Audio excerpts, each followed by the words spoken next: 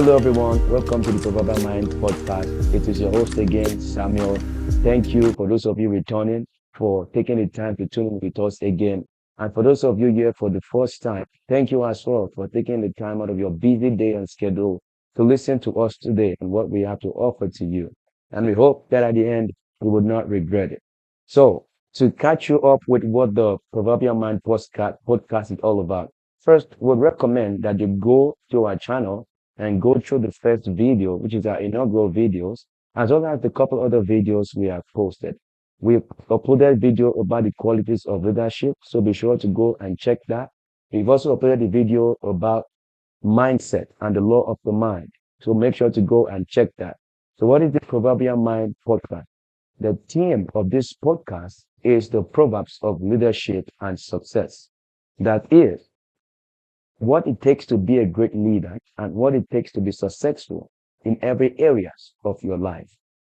We take inspiration from the Bible and from specifically the book of Proverbs and all the books of the Bible that has profound wisdom in it that can shape your life towards becoming a successful leader and a successful individual in every area of your life. So if you're an entrepreneur, if you're an employee, if you are any profession that you are into, you are at the right place. This is for you. If you want to build your leadership skills, if you want to be part of a community that encourage you to be successful in your endeavors, you are at the right place. And the promise that you won't regret it. So again, don't forget to subscribe and click the notification button so that you can be notified whenever we upload new videos.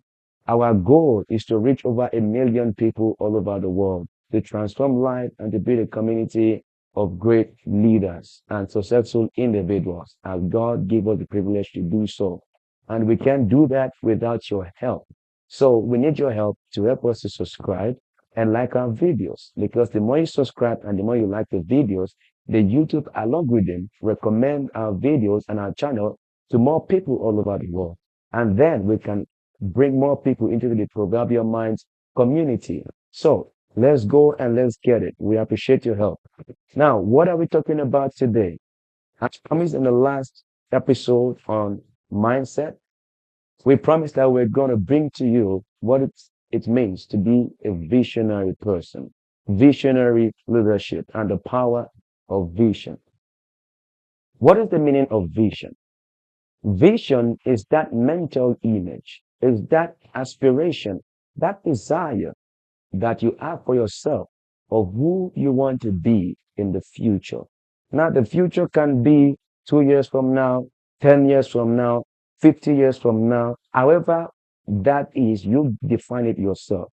But it is that desire, that person that you look up to be, that when you're at your deathbed, and you sit down and you want to gauge your life to know if you were successful or not. This is what you use to gauge yourself. Now, vision has a very substantial and phenomenal power in shaping the trajectory of your life and the way you view life and the way you view things. Why is that? Because a person who has a vision is a person who understands the fact that they are on this earth not to sway away or to let life bounce them around and dictate for them where they have to go. They understand the fact that they have the ability to shape their life. They have the ability to create the life that they want. And to do that, first you have to change your mindset, which is why you should go back to the video and watch our video on mindset. Now, when you want to build a vision for yourself, after having that vision of what you want to be in life, there you go into creating a plan, because a vision without a plan is just an empty aspiration and dream that would never come to pass. You create a plan, and then when you create a plan, you create a goal. You create multiple goals, big goals, daily goals, yearly goals, weekly goals that ensure that you are on track towards the accomplishment of that vision that you have created for yourself. If you look at the book of Ephesians, chapter 3, verses 20, in there, Apostle Paul teaches us that God is able to do immeasurably above all that you can ever ask or think about, according to his power at work in you. That means that as a human being, you have the ability to be whatever and whoever you want. God has put in you as a believer the power to create the life that you want. All you got to do is to have faith. The level at which that power is going to work for you is the level at which you have faith. When you have faith, you can move mountains. Thus says the Bible. Now, how then do you now practicalize this journey of becoming, of building your vision? Your vision could come from different ways. Your vision could come from dreams. Your vision could come from an encounter, an experience that you have that then put that burden in you, that inch in you. You want to do something in response to that encounter you have. Your vision could be something that you're so passionate about, could be your passion, and how you want to use that passion to serve the community around you or to serve people. There's a worship team used to say something. They said that dream of doing good, that dream of something good you have that you want to do to the community is God assurance to you that it's already yours. You just got to go get it. To further illustrate the practical example of how vision can shape your life, I'm going to make an example for you with two characters. The first character is named Homer Simpson, and the second character is named Albert Einstein. I'm not referring to the real life character Homer Simpson and Albert Einstein. This is just an analogy. So, this is not talking about the real Albert Einstein or the real Homer Simpson. To further elucidate what I'm saying, Homer Simpson is somebody who believes that life should just be for fun and you should just do whatever you want, live your life however you want, and you shouldn't really have to plan. You shouldn't really have to have a vision. You should just enjoy every day as it comes. Have fun. Don't think. Don't even worry about anything. And Albert Einstein is somebody that believes that there has to be a purpose to life other than just living and waking up every day and eating and doing whatever it is and having fun and going to club and all that kind of stuff. Homer Simpson continues with his life with that ideology. At the age of 30, 40, 50, Homer Simpson haven't achieved anything. He hasn't really made any impact in anybody's life. He's just some kind of couch potato sitting down there every day, taking McDonald's and all of those kind of stuff. He has no plan for his life, and therefore he just let life throwing all around the place. And he feels like that is how life should be.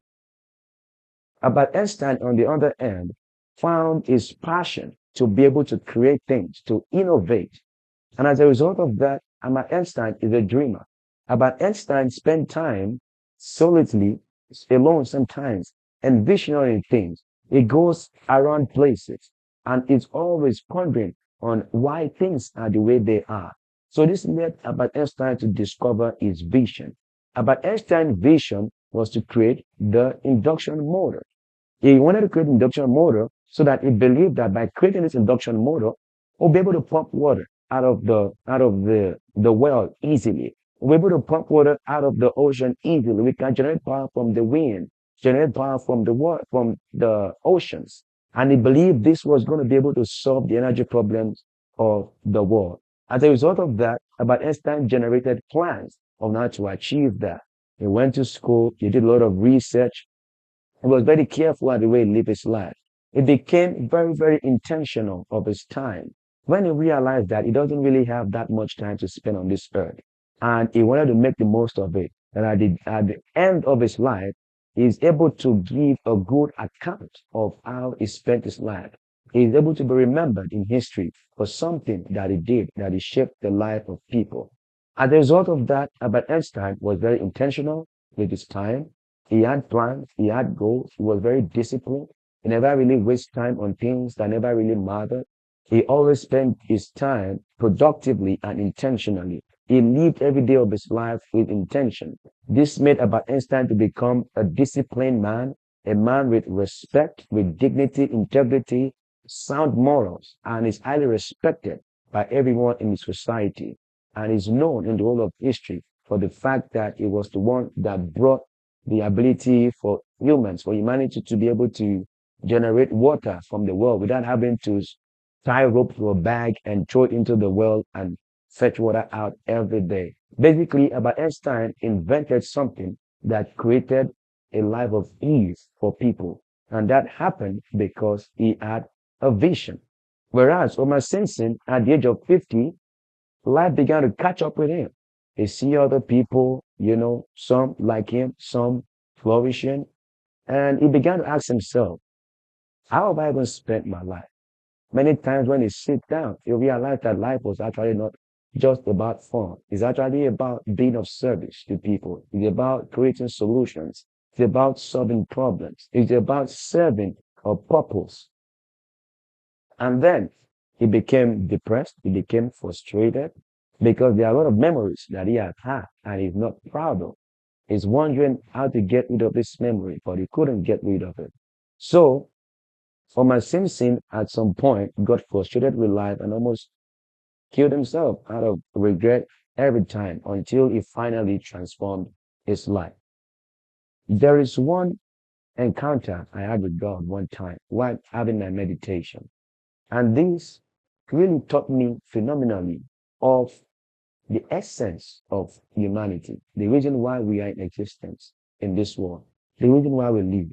First of all, I read the book of Genesis, and then I began to ponder what is the essence of creation? Why do we wake up every day? Why do we go to work? Why do we do all these things? I was questioning the essence of life. Why do I have to pay bills? Why do I have to do all these things? And then the Spirit began to tell me, first of all, look at the beginning of creation. God created the whole world. He created everything, heaven and earth, the sea, the land, the birds, and everything. And then he created man on the sixth day. And he saw that man was alone. And he said, it's not good for man to be alone. This was in the book of Genesis, chapter 2. And then he said, I'm going to create him an helpmate.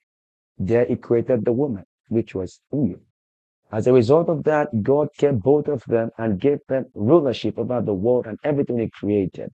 And then he kept them in his garden. He said everything is for them to eat and to enjoy. All they got to do is to manage the garden. And then I was taken to the story of the workers and the vineyard. And then the Spirit began to tell me that everybody on this earth has a purpose. The world was created for us to manage it, for us to maintain it. The first law that God gave Adam and Eve was to be fruitful and multiply, replenish the earth. Fruitfulness means build the earth, invent things, evolve, and then multiply. So our job on earth is to actually serve.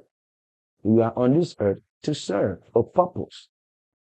Some of you might be out there, you don't know what your purpose is, you don't know where you belong in life, you don't know what it is that you have been called for to do on this earth. Whether you know God or not, whether you're a believer or not, I'm telling you today that you have a purpose. You have something that you are created for. Go on that journey and discover it. Sometimes it comes as the thing that you're passionate about. It could be something you're passionate about. It could be that you just have this deep feeling for caring for people, for always wanting to help people. That could be your purpose. Maybe your purpose is to be a leader. And how can you be a leader? You could either be a politician, you could either start a company and create jobs and opportunities for people, or you could either go and work as an executive or an employee in a company and give hospitality to people. You can either go into nursing and take care of the sick. Everybody have a purpose. There is no single person on this earth that is out there without a purpose. Sometimes when you feel lost, sometimes when you feel frustrated, sometimes when you feel like you don't know the meaning of life, that might be God trying to call you to the secret place, to show you what your purpose is, to tell you what you are here on this earth. There's a Bible verse, I think that's in the book of, in the New Testament. Is either in the book of Matthew or Mark or Peter, where Apostle Paul, it was written in the Bible there that everyone has a purpose. You are all part of the body of Christ. We all work together. It says that the hand cannot walk without, the body. So the legs cannot move without the eyes to give it direction. That is how we are on this earth. We are supposed to work together. We cannot survive without doctors. We cannot survive without plumbers. We cannot survive without engineers. There would not be globalization without entrepreneurs. There will not be job without entrepreneurs creating the job. There will not be social, involvement and somewhat level social balance if there are no leaders like politicians and governors. So we all have a purpose. Whatever that purpose is, go look for it. I'm going to share you a story of a lady who used to bake cookies. She used to work at a company, at an hotel. And this man came to visit her one day. And she served this man some of her cookies, just as a kind gesture. And because this man was quite kind to her while she took care of his apartment. So she told him, I made this cookie for you. Try it out. And this man tried his cookies out and he loved the cookies. It was so nice. And then he came back to this lady. He said, man, I need more of this cookie. She made more of the cookie for him and he loved it. He paid her for the cookie. And then he told her, why don't you go start selling this cookie and make money off of it? Seems like you're very good at it. And then, guess what? This lady took that man advice. She went from an hotel attendant to be a person who has thousands of employees and she's worth over $40 million. How did we know that? This man went back to that hotel and then he came across this lady again. And then she stopped him. She said, excuse me, sir, do you remember me? She said, I'm sorry, I don't. And she told him that he was the lady who sold cookie to him the other time. And she told him that today I create jobs for over more than 1,000 people and I am worth over $40 million. And he was like, wow. Now, this lady's purpose might seem that she was supposed to create cookies. Yes, cookie was part of it. She was supposed to bake cookies. And in the process of baking that cookies, she ended up creating opportunity for a lot of people. Imagine how many people who feed under a company. And imagine how many other people who feed under our employees. Because you have to understand that when you employ somebody in a company, you're not just employing one person. One person is who shows up, but there are multiple other people who are benefiting from that person's salary. You can imagine our purpose was to create opportunity for people, was to create a better life for people, was to create jobs, which then create a better life for people. So your purpose sometimes can be found in your gift, can be found in that thing you're really good at. In fact, most times your purpose is in your gift. So whatever gift you have, nurture it, build it, create a vision around it. This lady took her gifts and created a vision to create an empire of cookie business that created job for thousands of people. That is a vision right there. And of course, her mindset changed because she went from seeing herself as just an hotel cleaner to someone who is able to create a life of fortune for people. To further elucidate on the power and idea of vision and how it has the ability to shape your life, I'm going to use two examples. In fact, three examples. One will be from the Bible and one will be from history. Now, look at the life of Joseph. When Joseph was young, he had a vision that God gave to him. And one of the vision was that his sheep was stealing the other sheep. He told the story to his brothers. And then he had another vision that about the sun, the moon, and the 11th star. Sorry. Yeah, the 11th star, the sun, and the moon. And so he was wondering of what that dream was. And then he told his father, Jacob, about the dream. The father got mad at him. He said, so are you trying to say that I, your mother, and your brothers are going to bow to you or what? That you're going to rule over us or what? So this got his brothers furious at him. They were angry at him and they began to envy him. So one day, while they were at the farm that their father sent them to, by the way, Jacob, the father of Joseph, really loved Joseph a lot. I guess that added to the envy that his brothers had to him. He was 11 and he was the last born, so he had 10 elder siblings. And so this brother planned a coup for Joseph. They wanted to kill Joseph. First, they attempted to throw Joseph in the pit. And one of them said, why should we kill this guy? Let's try something else to do other than killing this boy. They said, okay. They think of something else to do. And shortly after, the Ishmaelites were passing through. These Ishmaelites were people, or they also called Medianites. They are traders who trade in Egypt. Seeing these Ishmaelites, Joseph's brother brought Joseph out of the pit and sold him to slavery to the Ishmaelites.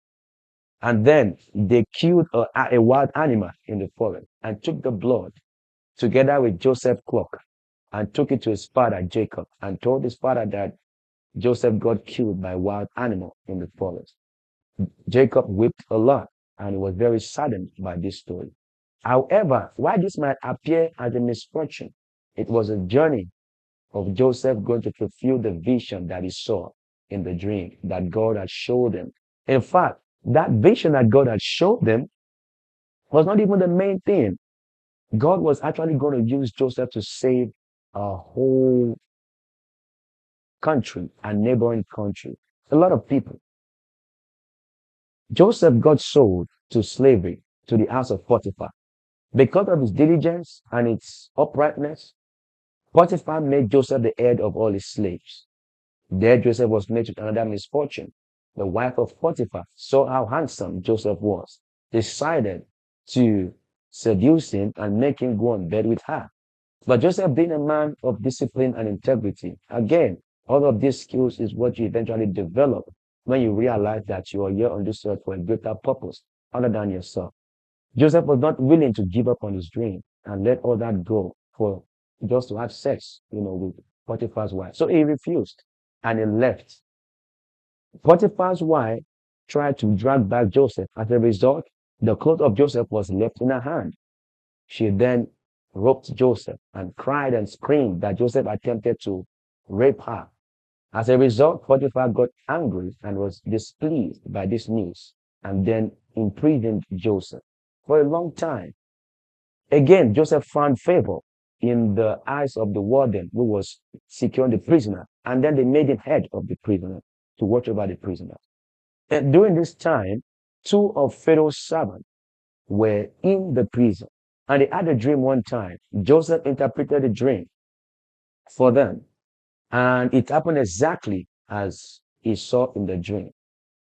Anyway, at the end, one of those servants got killed, and the other returned back to Pharaoh, and was serving Pharaoh just like Joseph had interpreted to him. 2 years later, Joseph was still in the prison, and Pharaoh had a dream one day. And in that dream, there was 7 fat and healthy cows, and there was also 7 lean and, hungry starved cattle. And Joseph was perplexed by this, Pharaoh was perplexed by this dream. I was wondering what it meant. So he invited all the magicians of the city. None of them could interpret this dream to Pharaoh. Then the warden who had remembered Joseph, who interpreted his dream in the prison, decided to tell Pharaoh, I know this guy who used to interpret dreams. He's in the prison. I should have told you about him for a long time because he told me to tell you he was innocent, but I forgot. Pharaoh then told them they should bring Joseph. So they brought in Joseph, and eventually the Spirit of the Lord was upon Joseph, and Joseph was able to interpret this dream to Pharaoh. And what the dream meant was that there will be 7 years of abundance in Egypt, and after that will follow 7 years of famine. And so Joseph gave an advice to Pharaoh on what to do. Seeing how intellectually capable Joseph was, Pharaoh was impressed and said, since you are the only person who can interpret this dream for me, I'll make you the second in command in the whole of Egypt. It's only because of position that I'll be higher than you. Otherwise, you are in command of the whole of Egypt. And it happened exactly as Joseph has interpreted. And guess what? A couple years later, when the famine happened, there were 7 years of abundance, whereas there was followed the 7 years of famine, just like Pharaoh had said. People from neighboring nations began to buy food from Egypt because of what Joseph did, the strategic plan towards preparing for the danger that was coming in. As a result, the brothers of Joseph came, and there the dream where Joseph had about the sun, the moon, and the 11 stars came to pass. Now we can see the life of Joseph. Why do I bring this story? It's to let you know that on your journey to fulfilling on your vision, or perhaps your mission, your purpose in life, it's never going to be easy. There'll be trials, there'll be temptation, there'll be obstacles, but this is where the power of your vision comes in. How bad do you want it? What is your why behind what you do? That how bad you want it is what creates the hunger that makes you keep going. Despite the challenges that Joseph faced, he didn't give up. And God helped him, God favored him through it all. Find God in your purpose. He would help you throughout your journey. I'm an example of that too. Many years ago, I had a vision of what my life, a glimpse of what will lead to my future. Now, that did not tell me exactly what my future was like, but something similar to Joseph. And I was like, how do I fulfill this? But I was met with many challenges and obstacles before I got to where I was. But I was so hungry for my vision, for my purpose. I developed a passion to help humanity, to help people, to solve problems, to become an entrepreneur, to create solution and opportunity for people. And many times that led me to becoming disciplined, becoming a person of character. It led me to investing in myself, in my knowledge, and developing myself every day. Sometimes I feel like quitting. Sometimes I'm tired. Sometimes I'm exhausted. Sometimes I feel like turning back. But whenever I remember that I'm on this earth to serve a purpose greater than myself, I remember there are a lot of people out there who depend on me. There are generations who will probably survive as a result of what I'm going to do. That always inspires me to get back up and to keep fighting. The journey to fulfilling your purpose is a not an ending journey. Even when you get to the height of success, it doesn't end there. Until you evacuate this earth, the journey continues. So, if you are at the other end of this screen, I want to tell you that you have a purpose. You are not here on this earth by mistake. When your father mated with, your mom and all that, by biology and research, they said that the sperm sometimes contain 1 million or 1 trillion sperm is what they say. And it's just one that makes it to the oval. Imagine that the chances of you being alive is 1 in a trillion. So why then should you think that you're on this earth for nothing? Obviously not. Why were you not among the other 999 billion sperm cells that died? You made it here. It is because you had a purpose. You had a purpose to fulfill. You had a vision. You have one thing or the other to provide and to serve humanity. So do not undermine yourself. No matter where you find yourself at currently, no matter how hopeless you might feel you are, no matter how down you might feel you are, no matter how insignificant you might feel you are, or if you have a vision and you feel like quitting, I encourage you, do not quit. Do not give up. God has a plan for you. That vision you have, you will get there. You will fulfill it and you will be proud of yourself. But that will only happen if you don't quit, if you continue to go. And for you at the other side who are feeling like you have no purpose in life, I tell you, you have a purpose. Find it and fulfill it. Meditate, pray, and discover it. You will always end up finding it.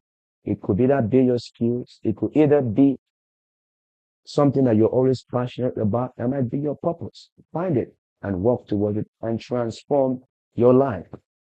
The other example I'm going to use is going to be dated back to the 6th century. And this was the time of Athens. Now, Athens was a city in ancient Greece. Athens was at a political structure that was meant that the country, the city perhaps, was ruled by aristocrats. Now, who are aristocrats? Aristocrats are individuals or members of privileged families who are wealthy, and as a result, they keep passing on the power and rulership of the country, of the city, to their family members. As a result of that, there was a lot of huge gap in wealth distribution inequality in the society.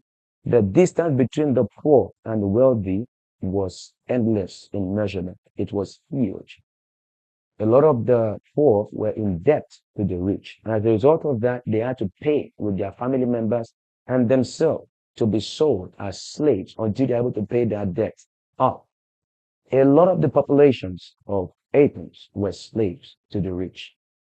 There's this individual by the name Solon, who was also a political person of Athens and also came from one of the aristocrats' family. Athens saw this inequality and this problem in Athens and had a vision to solve it. But Athens did not get to that power by mistake or by just getting there.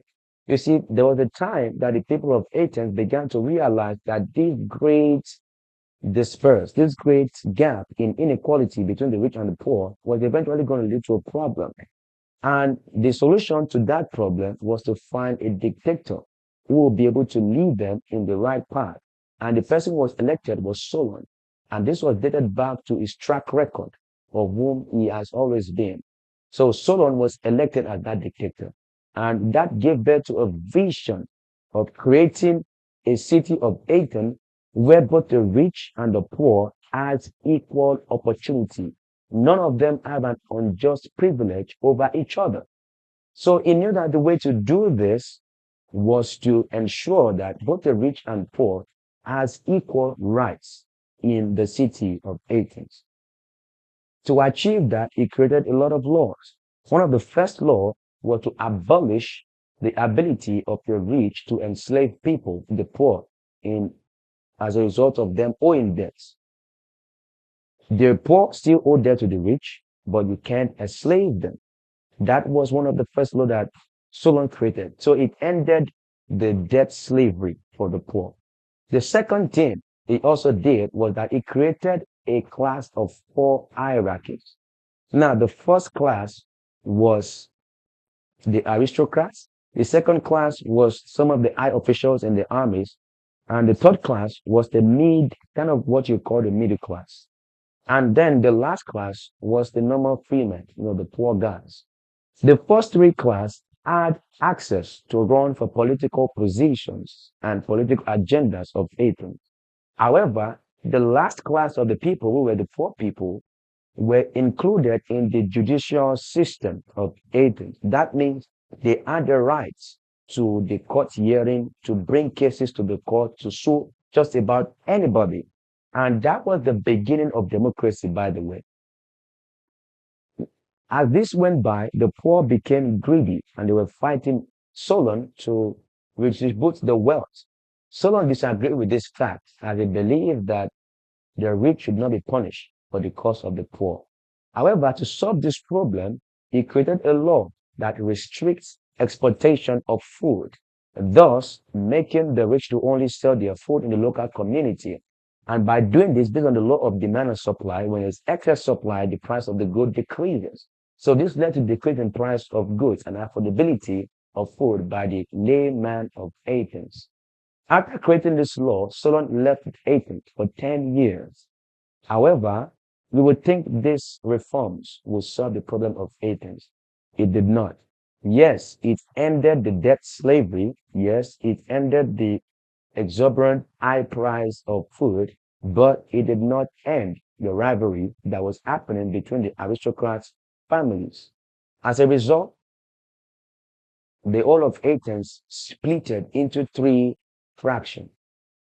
This led to the fact that one aristocrat family ruled one fraction, another aristocrat family ruled one fraction, and another aristocrat family ruled one fraction. This led to kind of like a division in the whole of Athens. One of the third faction, which was the heel faction, was headed by Peisistratus. Peisistratus was related to Solon, and he had the vision of doing exactly what Solon wanted to do.